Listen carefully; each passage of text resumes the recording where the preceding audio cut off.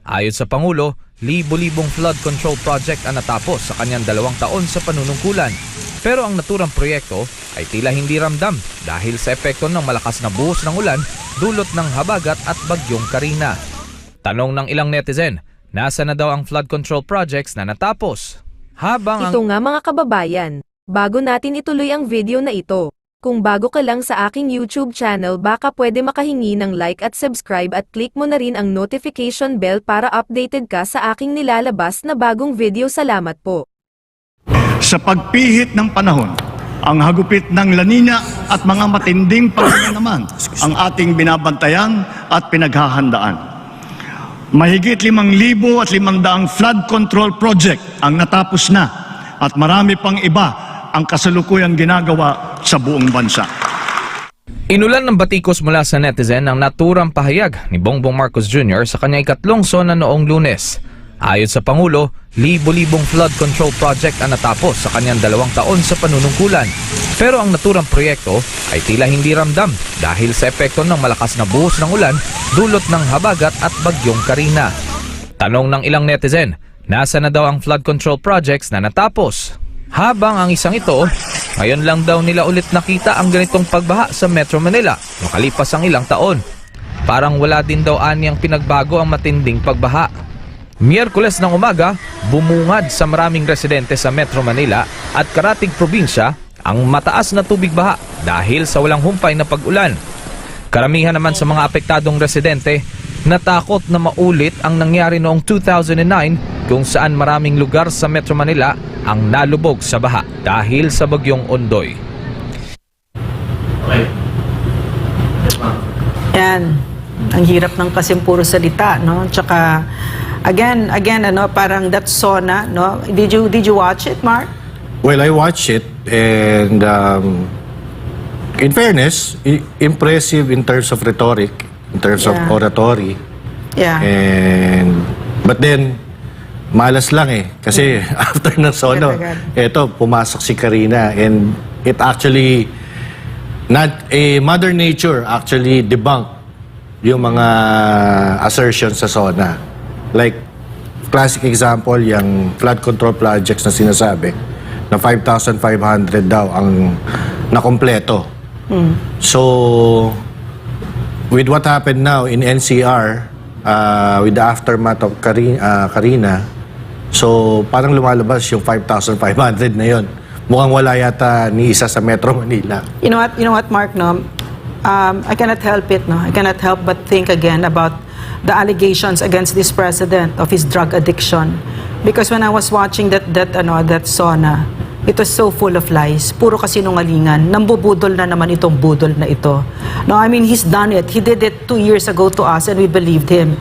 So we would be fools if we believed everything that he said there. No? Ano yung sinasabi no na, fool me once, shame on you. Fool me twice, shame on me. Diba? So, here we go again, no? Because in my mind, no, as a doctor and someone as a family member who's had family members na nalulung sa droga, I know what a drug addict is. A drug addict is a liar, first of all. Over and over and over and over and over again, sinungaling ang drug addict. So dito tayo talaga babagsak parate eh. Itong nakita nating video na yan na nagsusnort ng cocaine, no? Apparently it looked like Bongbong Marcos and it was authenticated on 2 levels, no?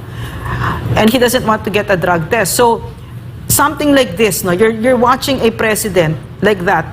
Beautiful words again, beautiful words. As if it were true. Except that now, 2 years later, the Filipino people, alam na natin kung sino itong taong to at ano yung kalidad niya at ano yung character niya. And now, how does that translate, no? On the ground, people ang naghihirap, Mr. President. Naghihirap ang Pilipino. Poverty is at an all-time high. Hunger is at an all-time high. And now, this calamity has happened.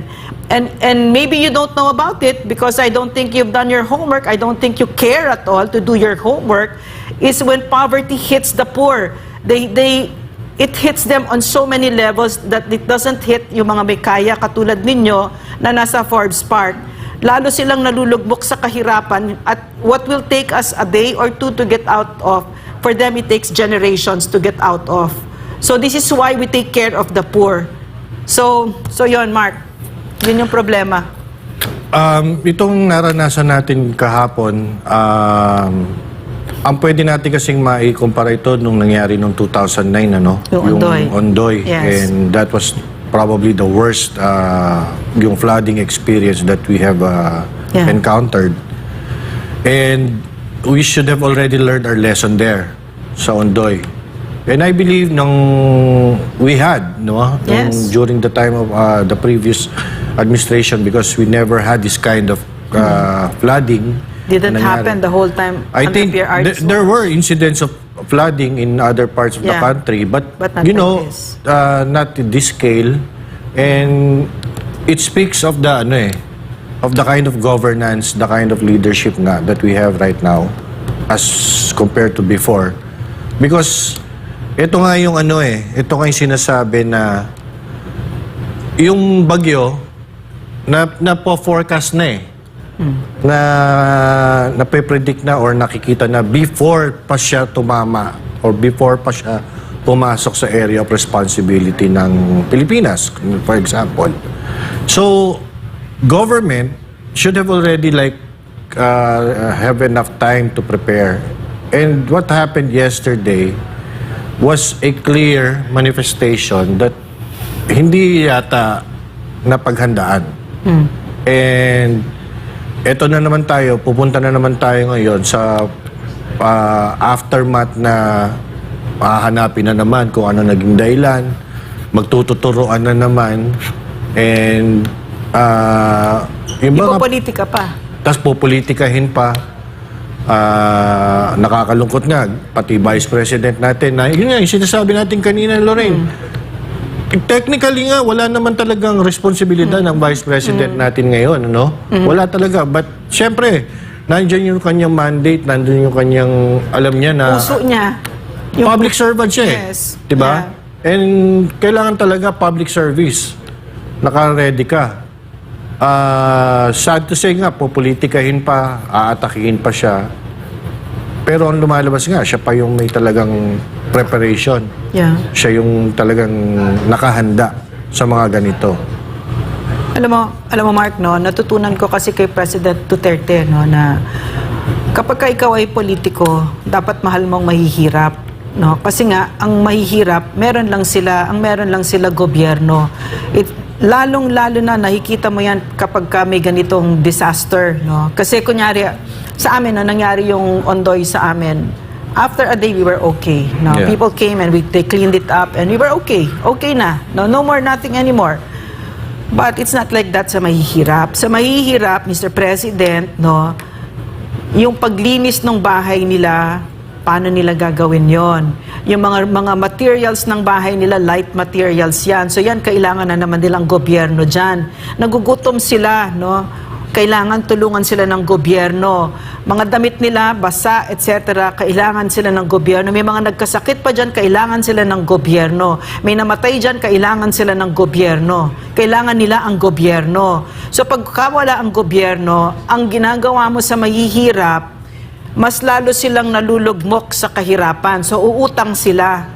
Nauutang sila, maghahanap sila or magkakasakit, saan nila babayaran, di ba? So yan, mas lalo silang tumatagal sa kahirapan, imbes na pag tinulungan agad sila ng gobyerno, the next day magtatrabaho na sila, meron na, tuloy na yung buhay nila.